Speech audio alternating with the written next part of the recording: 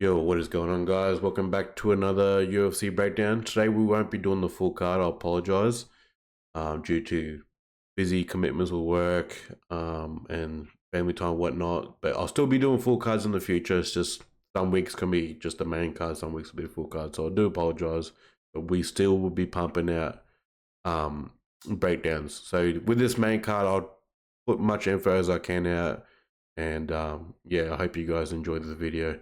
But yeah, first up, we've got this first fight here. It's a bit of a weird one on the main card. Johnny Walker versus Volkan Oezdemir. Johnny Walker coming off a loss against Magomed. Just didn't look like he was serious. It looked like he just didn't know what to do in that fight. Even the first fight, even though there was no contest, but it looked like he put up a better fight than that against Magomed Goliath compared to the rematch. Now, he was on a bit of a streak before that loss. Fighting against Anthony Smith, it was another weird fight. You know, couple of strikes here, leg kicks on his back foot, getting pressured by Anthony Smith. Anthony Smith in his head saying, "You're attacking my family." It was just a weird fight. And then got a win over Paul Craig with TKO and Iron Kuchalaba submission. Now with Johnny Walker, he's got good striking. He's very quick too. He's not slow, so he can move around a lot pretty well. Well, he's how tall he is and the reach he's got. So he's not a bad fighter. It's just the mindset. We don't know what mindset Johnny Walker he has when it comes to the fight. So he's a good fighter, but I just don't see him as a top 5 guy. But he's definitely a top 10 contender. Look, he's got some good striking. Uses reach pretty well. Just not very good when the fighter comes inside the pockets. He can get clipped very easily, and we've seen that with Jamal Hill fight too. And yeah, he throws kicks to keep range, and he's got some good wrestling too. He's been using, as you can see in his last couple of fights, been using his wrestling against Paul Craig with that TKO, and uses wrestling there in Kuchalaba, and he submitted him too with a rear naked choke. So he's good on the ground. He's very well rounded. Just that he struggles when the fighter gets inside the pocket, and then yeah, he gets clipped and then finished. So what happened to Jamal Hill, happened to Magomed right there. Well, Magomed didn't really get inside the pocket, just caught him with that straight shot. I'm pretty sure. I think it was a straight shot. Yeah, it was a right hook uppercut. Okay, but yeah, his striking's there, but I don't know. Like, yeah, we don't know what Johnny Walker's gonna come to the fight. They're going against a Volkan Oezdemir. This is a bit of a weird one too, because Oezdemir, he does look like he's coming out of his prime. Like, even though he's got a win against Bogdan, and Bogdan is like a guy that was getting like pushed by the UFC, got submitted by him. Lost to Nikita, which is another weird one. Paul Craig decision win. You know, he was grappling a lot there. It was a bit weird that fight too. Lost to Magomed, lost to Yuri. It's one of those things, like, you know, if Johnny Walker comes out serious and uses his range and throws leg kicks and even tries to like clinch against the fence and maybe wear down Volkan, he could win. But it's like I said, I just don't know what Volkan's going to come to the fight too. You know, he was definitely one of the best to ever do it in that division there with his kickboxing. You know, he's well rounded too. He's got good wrestling. He's got good jiu-jitsu, but it's going to be a point. It may just be a boring point fighting fight, this one. So a lot of people have Walker by KO, but I don't think it's going to be that easy. He has had less wars compared to Volkan, so yeah, it's not a confident pick because it's pretty close down the betting odds too, by being -120 near even. Volkan, so I'm just gonna go with Johnny Walker. More so, looks like he's got less wars compared to Volkan. You know, it's just a weird matchup, this one. So yeah, I'm gonna go with Johnny Walker. It's not a confident pick, but I won't be surprised if Volkan does pull this one out of the bag. Yeah, he could prove me wrong, but I just think that yeah, he's been through a lot of wars, and you know, his recent win is to someone who that's not even top 10 and getting a unanimous over Paul Craig. Paul Craig, we all know Paul Craig. Like, fuck, he treats every fight like a jiu-jitsu match. So yeah, that's my pick, Johnny Walker. Not confident, so if anyone was a betting person, stay away from that fight. Next up, we got Muhammad Naimov versus Felipe Lima. Now, this is another interesting fight because it's short notice for Felipe Lima to come in because yeah, it was his last minute put together. I remember who was cancelled. I remember his name. Oh wait, I'll just go back here. I'll just have a look here. Sorry about this, guys. So yeah, Baghdazarian, yeah, pulled out. All right, makes sense. So yeah, this is his last minute put together as well. But Naimov, obviously, this is a good opportunity for Felipe Lima. This is not, a lot of people are saying it's one-sided fight, yeah, because how good Naimov is, like with his striking. You know, he's got a good knockout there, win over, I think it was Silva, yeah, spinning back kick. So he's a good striker. He can mix up his taekwondo as well. So very well rounded. He's very good with his wrestling as well. Good takedown defense. He doesn't really accept the position of being on the ground, so he can get up to his feet pretty well. He's a very well rounded fighter, and yeah, he's got a bit of hype behind him. He's been knocking everyone out.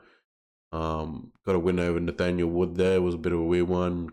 TKO against Jamie Mullarkey. Look, as much as he's how good of a fighter he is, Naimov, Felipe is no pushover. Like, if you see some of his fights, yes, he doesn't have the UFC experience, but he can come in and if someone's going to give a loss to Muhammad, he's definitely a threat. Felipe Lima, you know, he's very good with his striking too. There's a lot of low kicks inside the pocket, switches stance. He pressures a lot of his fighters too. He's always pushing forward. He's never taken a step back. Good takedown defense himself too. Very good scrambling on the ground, grappling, and he's got good jiu-jitsu too. So he's very well rounded himself. And I think he's going to be a big threat. I think I could see him being a big threat to Naimov, but the UFC experience is just not there for Lima. But we've seen it in fights, even that Cape fight. I think there was another guy, Felipe Dos Santos. He gave him a good crack too in last notice. You know, it's to prepare for fighters like Lima. It's not easy in the last minute. So yeah, I'm gonna go with Naimov because of the UFC experience, and if he can get past Lima, I feel like going against short notice opponents like against Lima, how well rounded he is, then yeah, he's definitely going to be up there in the featherweight division. So I'm going to go with Naimov, but I have a bad feeling about this fight. I have a bad feeling, and that's why it's near even at betting odds because he's a proper threat. Felipe Lima, these guys no joke. So dangerous opponent coming up short notice, and the world is his oyster right now. Felipe Lima to get that loss for Muhammad in Saudi Arabia, but yeah, he's gonna have to get a finish against Naimov because if this shit goes in judges' scorecards, we know how that shit works in Saudi Arabia. Shouldn't have said that, but it's true. Hometown favorite is Naimov right now in Saudi Arabia. I'm gonna go with Naimov to get that win. I think it'll be a decision win for him. I don't think he'll get a knockout. I'll be surprised if he does, but it'll be decision. Next up, we've got Kelvin Gastelum versus Daniel Rodriguez. This is that's another weird fight. This one here too. You know, Gastelum going down to welterweight, lost against Sean Brady by Kimura submission, and he had a win against Chris Curtis that went to decision. Chris Curtis already won, but you know, it was another. I wouldn't say a close fight, but yeah, I feel like Kelvin Gastelum did bank those first two rounds pretty not easily, but he did more output. Lost against Jared Cannonier. It's just a striking battle. Lost against Robert Whittaker. And won against Ian Heinisch. So this is his proper legit win. 3 years and 4 months ago. And win over Chris Curtis. That's still good. Obviously, Chris Curtis is top 15. This is an interesting one because he's dropped down to welterweight so fucking far into his career. Like, it's the wrong time to do it. Everyone was telling him, Kelvin Gastelum, stop being shit and drop down into a division early on in his career, but he's done it so late. So going against someone like Daniel Rodriguez, where he's very good in his striking too, he's a bit flat-footed, so it'll be interesting if Kelvin Gastelum uses his wrestling. If he uses his wrestling, um, go against Rodriguez, he might get a takedown, but I don't think it's gonna be that easy. I think Daniel Rodriguez is pretty good in the clinch there too, himself, and he's got some decent takedown defense. Like he did get taken down by Neil Magny, and a couple other opponents in the past too. So if this ends up in a striking battle, I'm gonna go with Rodriguez. I think he'll use his range and his length very well, and he mixed up his kicking as well. So yes, he is a bit flat-footed, but he knows how to box, man. And when it comes to Kelvin Gastelum being the shorter guy, I don't think his reach is there compared to yes, the reach is not there. 7'1", 7'4", and Daniel Rodriguez knows how to use his reach, and he's a very good striker. He knows how to push the point fight his way to a decision as well. So Kelvin Gastelum's going to have to be smart here. He's going to have to figure a way to close the distance, and I think he has struggled to close the distance in certain opponents when it comes to people like Anania and Robert Whittaker. But Robert Whittaker was very good in using the outside, and getting that win over Ian Heinisch was him just completely dominating with wrestling as well. Chris Curtis was him throwing a lot of leg kicks. Yeah, maybe you might do that same game plan against Rodriguez. You know, throw a lot of leg kicks and not go strike for strike like with his boxing. So he's gonna go there and try to box Rodriguez. I don't think he's gonna win. I think Rodriguez can take this away.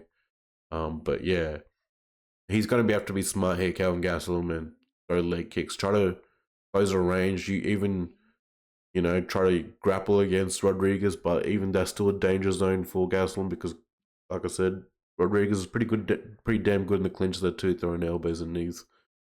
So I'm gonna go with Rodriguez in this fight. Yes, he's an older guy, but yeah, I'm just not confident with Kelvin Gastelum. Maybe this is another one for betting people to stay away from.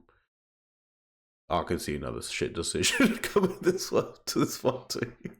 So I'm gonna go with Rodriguez. A lot of people saying Gastelum, but nah, I don't think so. I think Gastelum is not going to be using his grappling as much. He may prove me wrong, but he's got the experience there compared to Rodriguez. But I think seeing Gastelum he's losing way too many as well in the last couple. So I got Rodriguez here by maybe a decision.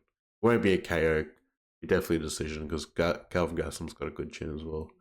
You know, I might be wrong. Kelvin might actually knock Rodriguez out. You know, pulls off some Hail Mary knockout. Who knows? But yeah, that's another skeptical pick there. Next up, we've got Sergei Pavlovich versus Alexander Volkov. This is another interesting fight. Both guys are mates. They were a bit hesitant to sign the dotted lines.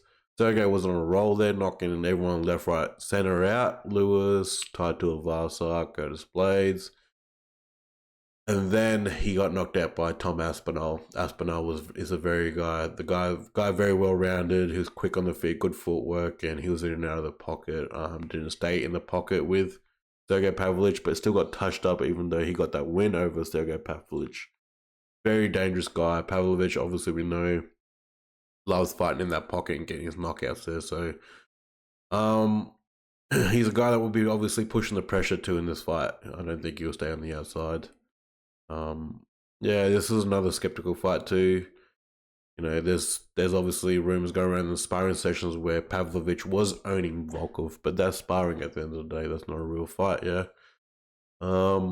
He's got some decent takedown defense too, Pavlovich, which is also scary for Volkov. You know, Volkov's a good kickboxer. He's very tall for the division. Very good at using his range. He likes targeting that midsection too. So maybe if you can target that midsection early on in the fight, you know,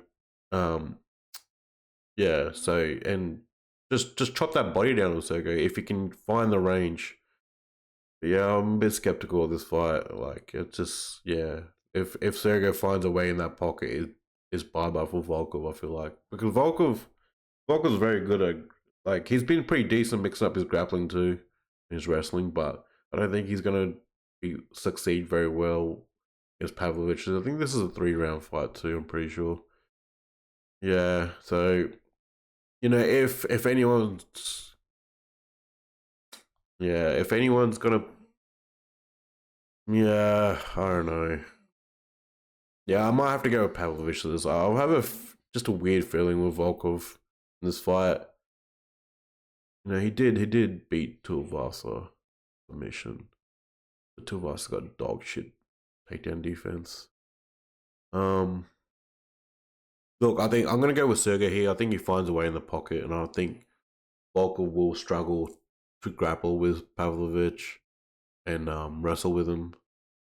But yeah, I just feel like Sergei's gonna find a way to get inside that pocket, and it would takes for him to what 1 or 2 good punches to get Volkov out of the literally anyone out of the. You know, we've seen even Aspinall when he got touched up, he had his head fucking snapped back pretty bad. So even though he won against Pavlovich, so I'm gonna go with Pavlovich. It's a skeptical one, but if Volkov can find his range and stay on the outside, he can definitely pick Pavlovich apart. But he's gonna have to target that body early on and slow him down in later rounds. So yeah, I'm gonna go with Pavlovich here. The skeptical pick here. And next up, the main event: Robert Whittaker versus Aliskerov. Yeah, this is another one I don't like. I don't like short notice fights. I really don't. Whittaker here coming off a win against Paulo Costa. You know, he's very good on creating angles, Robert Whittaker, when it comes to striking, you know. Throwing out bleed kicks, side kicks, throwing kicking that leg in there as well at range. He's very snappy and fast with that. Works the outside very well. So creates angles, comes in different angles. Boxing's sharp, you know, and he's very good at getting out of that pocket too. The wrestling has been a bit of a struggle. Like, it wasn't good against Kelvin Gastelum, but it's been a bit of a struggle against Duplessis. You know, we've seen it. They took him down. He almost got fucking choked out against Duplessis. So, and then yeah, one against Marvin Vettori, picked him apart because Vittori's very flat-footed. He's not very good with footwork. Adesanya, he tried to wrestle him, didn't work. I picked apart there in the second fight, and then had Kelvin Gastelum. So it's a bit of a weird fight because there's no plan B for Whittaker. There's no, okay, if my striker's not working, if I get clipped, there's no fucking takedowns because Ikram is a former Sambo world champion. So this is why it's more dangerous for Whittaker in this fight. And I feel like with Whittaker's last interview going, oh, never heard of him before, that just makes even things worse. You know what I mean? Like, and the wars are definitely starting to catch up to Whittaker. I feel like they are. Because it's just all the fights, like, he never comes out clean. He either gets clipped, you know, he's lost to fucking Driguez with a straight shot, but Driguez is good. Like, Driguez is pretty smart too, creating angles against George Strickland there as well. So, yeah, I'm just skeptical because Ikram's no joke. Ikram is more of the flat-footed guy when it comes to striking, but his striking's good. Like, if he's going to put the hands on you, yeah, he's got the power, he's got the combinations, but he doesn't have the footwork compared to Robert Whittaker. I think Robert Whittaker can be good there on the strike, creating angles, making it hard for Ikram to really close that distance. But the problem here is when he's got the power, and Robert can be chinny as well. So if a good nice shot lands on Whittaker, I think it could be bye-bye for him. So, and I think the wars are catching up on him, and also with Ikram being very good on the ground there, and he doesn't use his takedowns his last couple of fights. He did in the Contender Series fight. So yeah, obviously a background with Sambo, and he's got the jiu-jitsu there too. So this guy's a real fucking threat, and I can see why the UFC is pushing him. He's a real deal. But I think, yeah. So for Whittaker, he doesn't have a plan B wrestling, but for Ikram, he does. But Whittaker might prove me wrong, but. Yeah, I'm just really skeptical about Whittaker getting touched up and shit. So I don't like to do this. Whittaker's my guy, but yeah, I'm gonna have to go with Ikram, man. I think he's gonna find a way to get Whittaker on the ground, and I think he's gonna get a decision win. He may even get a knockout in this fight, TKO. I just don't like this fight for Whittaker at all, not one bit.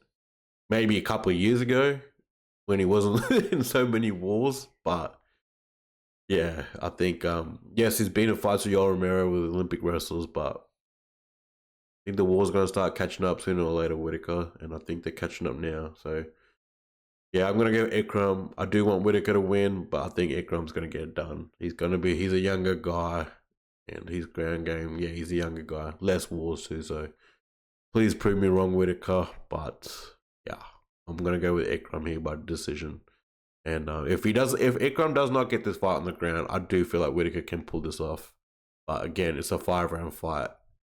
You know, anyone's got a puncher's chance, or any bit of chance in a 5-round fight. So yeah, guys, those were my picks to this week. Sorry, I just did the main card, but I just try to put out much info as I can with this pick. So yeah, if I was a betting man, yeah, good luck with the main card.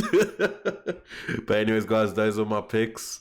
I hope you guys enjoyed this video. Like, subscribe, and we'll be back next week with another video. Cheers, guys.